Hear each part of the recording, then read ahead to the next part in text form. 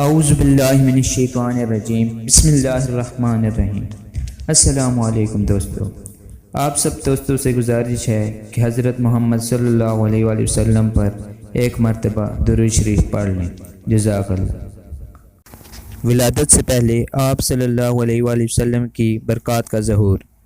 جس طرح آفتاب سے پہلے صبح صادق کی عالمگیر روشنی اور پھر شفق سرخ دنیا کو طلوع آفتاب کی بشارت دیتے ہیں، اسی طرح جب آفتاب نبوت کا طلوع قریب ہوا تو اطراف عالم میں بہت سے ایسے واقعات ظاہر کیے گئے جو آپ صلی اللہ علیہ وآلہ وسلم کی تشریف آوری کی خبر دیتے تھے، جن کو محدثین و محررین کی اصطلاح میں ارحاسات کہا جاتا ہے۔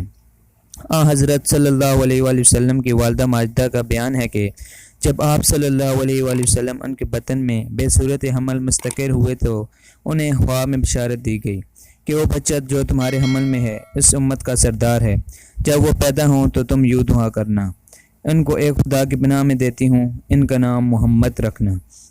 اور فرماتی ہیں کہ آپ صلی اللہ علیہ وآلہ وسلم کے حمل میں رہنے کے بعد میں نے ایک نور دیکھا جس سے شہر بصرہ کے علاقہ شام کے محلات ان کے سامنے آ گئے۔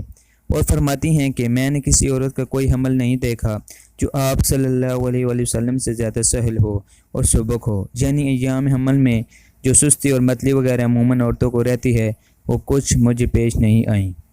ان کے علاوہ اور بہت سے واقعات رونما ہوئے ہیں جو اگلی ویڈیو میں تفصیلاً بیان کیے جائیں گے۔ جزاک اللہ۔